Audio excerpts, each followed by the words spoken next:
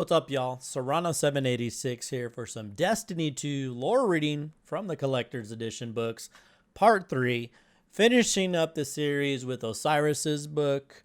If you're new to the channel, you know what to do. Face roll the keyboard, hit that bell, so when you see new content come up, you'll be like, oh, I'm going to go watch that, and have a good old day. Thanks for hanging out. This is the final part of this series. Lightfall is releasing tomorrow. It's the 27th today, so it's releasing tomorrow. I'm super stoked about that. Gonna be some new videos coming out. Hope you enjoyed the video of Osiris. We're gonna read through this. So we went through Keitel and we went through Elsie Bray. Basically for each of these, and it was in different ways. Like in Keitel's perspective, she was just remembering her past. She just was remembering these certain memories at various times in her life. When she was 3 years old, when she was 35, when she was just, it was like all over the place. And it was in a way similar to Elsie Bray, because with Elsie Bray, she was having the same thing, memories about, random times and different things, but it was brought on by her puka, which the puka couldn't fly. It was just like crawling around on the ground, but her puka was help pulling these memories from her. So I'm assuming that based on everything, these are going to be memories of Osiris. This is probably the one that I'm the most curious about. So let's just hop into this and let's start getting through these pages. All right. Breakdown. It's not that I disagree with the judgment call, Opicius said, and revolved gently on the spot. But you can't go easy on him. It's an evaluation, not an interrogation. Ikora did not give in the impulse to fold her arms this time. You know what I mean. Ikora sighed very softly. He was right, all things considered. I don't intend, and I'm well aware that there's an equal helping of suspicion on me for not seeing through Savathun's deception. We didn't see through it, Ficius' correction was as firm as his earlier challenge. It was a complex series of failures that can't be laid on any one person. Ikora shook her head. She never could have impersonated him so successfully if Sagira was alive. Los echoed loudly. In that respect, I suppose Xivu Arath did her sister a favor, Ikora finished. Yes, it's sad. Something unsaid lingered there. But, Ikora prompted. But, Opicius continued, you can't tell me you didn't think it too, just for a moment, about bringing her shell back to the relic on Mars. There was a moment, just a breath, where I hoped. Ikora agreed. I shouldn't have. Hope doesn't often obey wisdom, Opicius fixed her with his single gimlet eye. Though he wasn't strong, Ikora wasn't wholly interested in being generous to her failings. All of the hope in the world doesn't change facts. A relic of darkness is unlikely to be capable of restoring a ghost crafted largely of light, no matter how nice it would be. If Sagira could simply pick right back up with Osiris, wash away these last months just like that. Our problems never solved so easily, Opicius said, not unkindly. He drifted close enough to bump against Ikora's shoulder, just above the shimmer of her bond. Ikora steadied herself. Untrue. Eva Levante provides us perfectly fixable problems. A little whir of amusement. Shall we see if the witness is afraid of the dawning? The thought compelled an exchange of almost stifled laughter. Doubtful, Ikora amused. But the mental image was a good buoy. In any case, I'll speak with Osiris alone, although the records will be available to you. I'm sure you may spot something I've missed. Opicius hummed a little more. You know he may never be ready for the field again. He certainly wouldn't like to be told that. Ikora held her hand up before her ghost could answer. But one step at a time. Field readiness assessment before we make any determination, the way we would for any hidden agent who's come out of a dark place. Her mouth twisted wry. Wouldn't it be nice if checking in on Osiris could be as simple as asking, are you all right? Ha! Opicius said, pessimism in a single syllable. Never happen. Subject. First debriefing with Osiris. Contextual notes. Osiris looks smaller than my memory of him. It's as if the version of him that Savathun played was based on our expectations, the larger-than-life man and the long shadow he always cast. Or perhaps she played it, and Osiris, newly separated from Sagira, one who did not yet feel the weight of loss, had not been given the chance to. Now, Osiris seems plainly human in a way he never was, even at his most despairing, and I barely think I recognize him. But today, a familiar glimmer of his former self roused over the strong scent of the tea I made, and gave me a sort of patient, impatient look over the rim of the cup, as if to say he knows what I'm about and is going to do me the courtesy of not mentioning it. That's just as well. Osiris never has been one to sit down and openly talk about his feelings, and I doubt very much if his time in Savathun's possession will have changed that. Still, as I said to Ophiuchus, a shared pretext can go a very long way between those long familiar with each other. Transcript of conversation. So the O's for Osiris, I is for Ikora, just for future reference. Osiris. If you're going to try to spare my feelings too, Ikora, it had crossed my mind to be polite to someone who's been held captive by our enemy for a year. Yes. That was unworthy of me. You're going to have to work harder than that to offend me, Osiris. We shall see that it goes. I'm assuming you want to talk about the intelligence I had gained? Yes. You haven't said much about what it is, only that you remember a little. I want to start from that last place we saw you before you were kidnapped, and establish the full chain of events. There was some fuzziness about when you were last you. It was on Luna, the same place I lost Sagira. But that was a place Zivu-Roth's power. It is muddled after I left that place. I do not think I made it so very far away from the Hellmouth, in truth. I was not thinking straight, if I was thinking at all. Do you remember the meeting? Perhaps not Savathun, but no agent of hers. Nothing beyond the Hellmouth that might, in retrospect, be attributed to her. Nothing, at least I don't... No, nothing I can recall. If nothing else, knowing that you don't know is something. Laughably little. A frown at the empty cup, he took the teapot, refilled both cups slowly. I wanted to blame you. Surely, I thought, you should have seen. Surely. I certainly blamed myself. If anyone could have identified that you were not yourself. My best student should have. Yes. So we have all paid for the hubris. And Savathun gains. Well, you are aware of the cost created by insufficient discernment of truth. Yes, so I am. There was a long period of silence, not a technical transcription fault. Perhaps such blame is misplaced. After all, if she were discovered, what would Savathun have done in response? She might simply have moved up her plans to offer a bargain. Perhaps she would have known less of Vanguard operations. Perhaps you would have never been returned to us at all. Perhaps our guardians might have stormed her throne world regardless. After all, they are very motivated with new weapons and old friends are involved. The variables involved would give even a prediction engine difficulty. Then perhaps you should not have made the bargain in the first place, Ikora. Osiris. Don't mistake my words for ill-guided martyrdom. That I am alive and here now is a gift I don't intend to waste. Then don't. But I am not wholly oblivious to the state of things in the city. People question me. Whatever cachet I maintained after my exile, whatever Savathun gained in my stead, it is all useless now. People should question their leaders, including the Vanguard.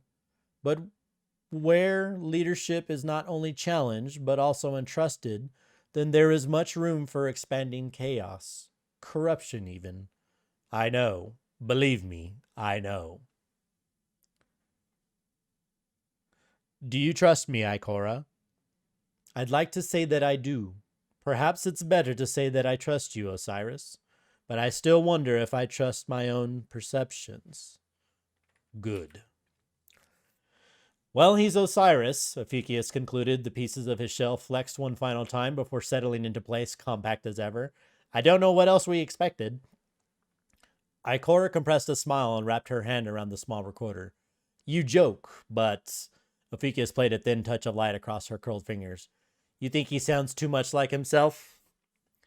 Perhaps I'm being overly cautious. She opened her grasp, revealing an empty palm first, then producing the reorder again to pass over Ophiuchus.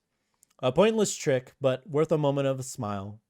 Perhaps I think too much of what will be perceived in a failure to be overly cautious. Ophiuchus whirred quietly, thoughtfully. An ounce of prevention and all that. Ikora breathed out a quiet sigh as to expel her worries with it. Optics aside, I do worry about Osiris. Despite his many strengths, he is only human. Even a stone may be worn down in time, and people are not so resilient as stones. Ophiuchus for once did not argue with her logic. Subject: second debriefing with Osiris. Contextual notes. Osiris and I spoke again perhaps a week after the first conversation in the same secure location, my office. It isn't the best illusion. He is still not at full strength, but the security concerns triumphed as he agreed with that. The tea was different. I tried to blend with chamomile, reasoning that there wasn't a single person in the tower who couldn't use an extra bit of calm.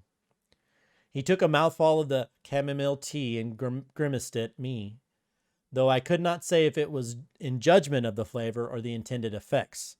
Regardless, I was not offended. I had some extra for Osiris this time, Sagira's shell. It had been held in secure hidden storage due to the value of the attached memories, but in course of Lin 357's assessment of the Altars of Reflection, I was assured his thoroughness had extracted anything we possibly could gain from it. So while the other artifacts have remained locked away in a secure vault, this one I brought to return to Osiris. I offered him Sagira's shell without any other indication of what I meant to accomplish. Osiris cradled her between his hands with the utmost tenderness in his face. I wonder how I could have mistaken Savathun for him. I wonder how I could have suspected the man before me. It seems clear now in retrospect, of course, with the one to hold up beside the other. Savathun had never spoken very much of Sagira's loss, and I had taken it for grief compressed, coping tied firmly down, not to be addressed. I had thought it was not my business to tell him how to grieve, not when Xivu Arath and the Cabal Empire were knocking at the door with the wrath and battering rams. Oh, but this is a grief too big for even a man of his caliber to chain down. Other notes of relevance. Transcript abbreviated slightly.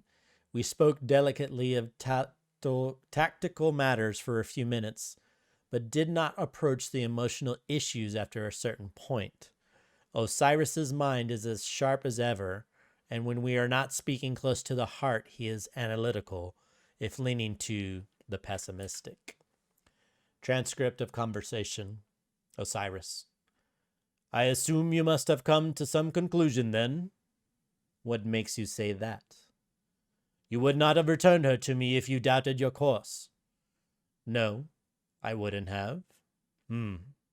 I might have hoped your caution would outlast your emotion.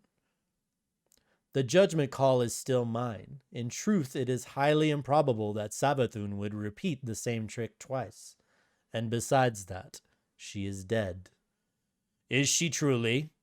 I was told she had a ghost. Imaru, yes. He yet survives, but we have sequestered Savathun's body securely, and my hidden scraped the area for errant genetic material. That's no guarantee. This tactic worked in the Dark Age. It seems to hold. We have seen no evidence of a resurgence. Humph. I wouldn't be so sure. She's managed greater deceptions. The ghosts also don't think it possible. With the precautions we've taken, a disintegration might be catastrophic to that case, or that cause. But keeping the body intact and inaccessible seems to work. The Dark Age was a long time ago. Now who knows what innovations the Hive have brought to the ghost? They are still ghost. Are they? While we may distinguish between light bearers and guardian, there is no equivalent for ghost, and a difference in a nomenclature would hardly make me change to their capabilities. We must be prepared for a ploy we cannot see, Ikora. Where does the confidence come from when the Queen of Lies is the opponent? We do have an informant when it comes to the Hive, a conscientious objector. While for obvious reasons I can't say more, we are not so direly inhibited when it comes to the matters of the Lucent Hive's capabilities. Tell me when you are able. Ophiuchus was silent for some time after. He had finished scanning the second report. Ikora didn't press, choosing instead to stare down at Osiris's empty cup and the cushion where he had sat. It strikes me as ironic, Ophiuchus said finally, that the problem caused by Sagira's absence is one she would have been perfectly suited to solve. Ikora's mouth curved, a complication of emotion in the bare shape of amusement. Paradoxal irony, yes. She fiddled with the audio recorder, marking it as sealed, no further changes. I still wonder at his reaction to Amora and our method of preventing Savathun's resurrection. Ophiuchus drifted over the low table and around the empty tea things. His shell plates moved in a ripple of discrete sections, suggesting a shrug. It sounded like fear to me. Quiet fear, perhaps, but fear all the same. I have rarely known Osiris to be truly afraid of anything, Ikora admitted. Once more she felt as though she stood on unstable ground. And now, after over a year in Savathun's possession, Ophiuchus pressed. Ikora found she did not have the stomach to finish the thought, so she let it pass by. In that twilight where things fade, they were known, but never spoken. Subject: third debriefing with Osiris. Contextual notes. A week since the last debriefing, Osiris seemed in better spirits today. Perhaps there had been more time to pack troubling things away. Perhaps, having Sagira's shell in hand, he was secure in knowing the worst blow had already fallen. There was one point in the conversation where he fell into self-reflection, murmuring. He did not look at me, and his voice was not steady, somewhere deep in memory, perhaps. Whether it was his own or Savathun's, for the most part he was coherent himself. But here I wondered again if it was safe to let him look back into the field, or if I could, in truth, forbid him. Transcript of our conversation. Osiris: I see you've changed teas again, and I saw the face you made at the chamomile. You might have chosen a better blend last time. I can brew that instead if you'd rather. You had more questions, didn't you? Ask already. Yes, I want to know about what you remember from the last year. Anything could be important, and you implied. I remember what I implied. I remember she kept some sort of connection to me to rely on my experiences and memories. You see, most of the time I was delirious and lost in darkness. Very occasionally I caught glimpses. Glimpses? Yes, of her thoughts, of feelings. Knowledge that surely would compromise a god of secrets, so it cannot have been intended. Something must have gone awry in her plans and would account for the scattered nature of that which I recall. There are many number of things it could be attributed to. The influence of darkness, the Nezarec relics, the intrusion of Zivu-Aras forces during the ritual might have disrupted Savathun's influence. Or perhaps her death and resurrection might have had some effect on you. Debating the reasons do not interest me. That does.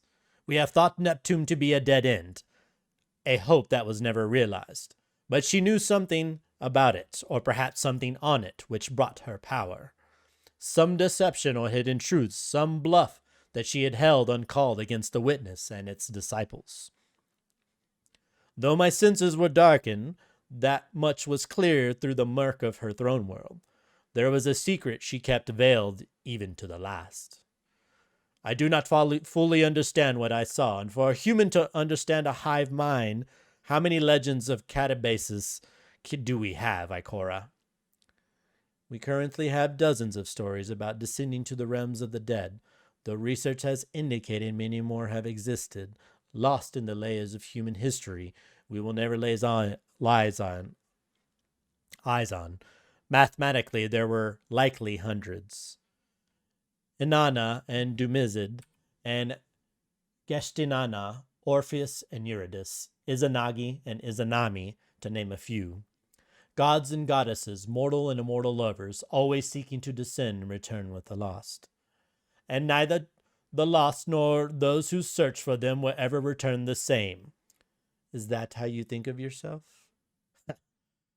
Do I sound that dire?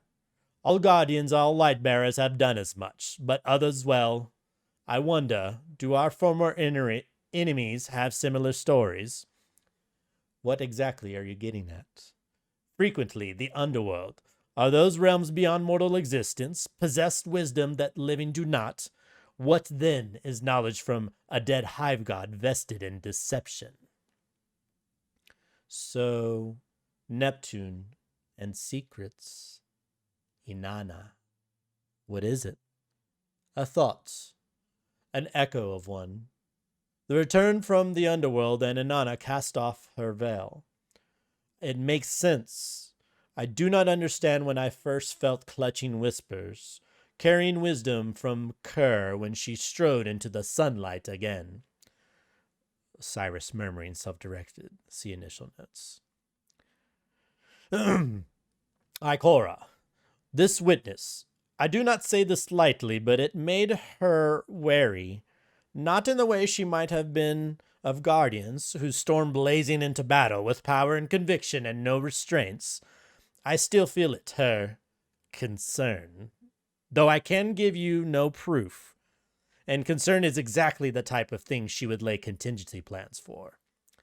I understand. I never would have thought there was anything that could scare a Hive Queen. It's worrying. Of course, it's worrying. He as much as said Savathun was scared of the witness. Ikora and Ophiuchus did not look at each other. They shared feeling resonated in the gap between them, tremulously tangible. And if he had that close of a connection, Savathun could have left one of those contingency plans in him. Ophiuchus said finally, "We both want to trust him, but there's no guaranteeing that Neptune is anything other than a trap." Ikora linked her hands behind her back, squaring her shoulders. If we assume Osiris stole the knowledge unwitnessed, then it is a treasure, a secret that may bring us some useful scraps. If we assume she gave that knowledge to him as bait, then we will still know Savathun had some interest there. If not, an outright presence. But why Neptune? Guardians have been there before and found nothing. Ophiuchus whirred emphatically with a thinking processing noise. Did we steal Osiris back? Or was he given to plant the seed of a trap on Neptune? With all the effort we went to, Ikora shook her head, and yet mounting a guard makes that which is guarded seem even more valuable. That, too, might have been a ploy. Then we are right back where we started. Ophiuchus swung back and forth in the air for a few moments. Subject: fourth debriefing with Osiris. Contextual notes. This was not my finest moment. Transcript of conversations. Osiris: What? No tea this time? Osiris: The look on your face does not reassure. Are you all right? Of course not. You might ask a more sensible question. Fine. Then let me start by saying you are exceedingly capable at the best of times, and more to the point, well versed in holding together throughout the impossible. So I must ask, are you and Saint harmonious? It is fine. Perhaps fine is inadequate. We have talked, we continued to talk.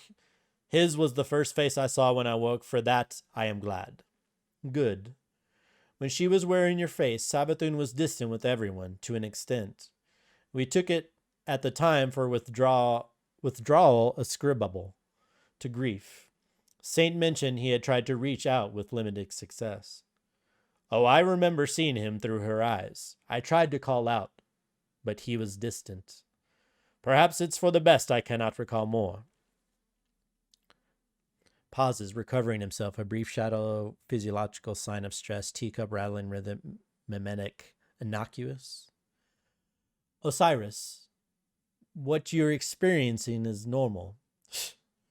You speak with many who returned lightless from hive captivity, do you? What I mean is that whatever you are pressing down, and I think I know you well enough to know there is more than I have seen, it is normal to feel and not a personal failing. Nor does it make you less yourself. Ha! Am I to understand this? Uselessness is something you expect? You are still Osiris. Not to be allowed to fade into obscurity as a dour old man? Is that what you want? I certainly don't think it applies. I do not think I have ever truly felt my age before. It is disconcerting. Ikora. Will you send agents to Neptune to look? Many are still deployed, but yes, as soon as I can justify the resources. It isn't that I don't believe you. I did not say you didn't. If you remember anything else in the meantime, of course, anything to help you justify the resources. Is yikes, that didn't go well better or worse than I told you so? Ikora gave Ephekius a firm, meaningful stare, but it was lost on him as he was otherwise occupied with records. Neither is required, she said. In any case, none of your telemetry has ever returned anything helpful regarding Neptune. Whatever Golden Age plans were made for that planet, they never reached fruition. Someplace innocuous would be the perfect place to hide something, wouldn't it? Ephekius had a sort of innocent pointedness about his tone. It's almost too innocuous, so little interesting telemetry. You didn't seem convinced Neptune might be anything but a trap last time we spoke it. What changed? Your opinion, Ephekius said promptly. Among the rest of the data, there's one other strangeness I wanted to draw your attention to. Only one? Amusement colored his tone. I went back over the transcripts, specifically Osiris's reference to Anana. I did a little research, and per the stories I have, Nana never left the underworld of her own recognizance. Her life was taken back by the other gods. Well, he wasn't entirely wrong either. It was just strange. Ikora tilted her head slightly, eyes unfocused with the distance of thought. I don't know how much the details matter, she said slowly, but it interests me that he fixed on Anana after I mentioned her. I doubt ancient Earth myths are the practical highest priority right now for him or for any of us. All true, Ephekius said, and fell silent. The ghost's doubt remained tangible, braided alongside Ikora's. Subject. Conclusions about Osiris. I've been over the logs in our conversation several times and still can't come to a solid conclusion on the correct course of action. Osiris acts like any person might when struck with incalculable grief and trauma, sometimes himself and other times distant, sometimes reserved and then inclined to argue just as quickly. He is self-aware at least, but in my experience, the self-aware often grow frustrated quickly if they are unable to resolve that which they are struggling against. He no longer has light, nor a companion to pull him from danger and temper his most reckless instincts. This alone would make him a danger to himself, if not others, in the field. It is still unclear if he is fully free from Savathun's influence, and the question of Neptune's remains outstanding. I have not yet received word from the hidden sent to sweep the most apparent locations. Clearing Osiris for fieldwork carries its own risk. Besides the enumerated above, public perception that he is fully trusted and approved of may cause backlash, foolishness, or both.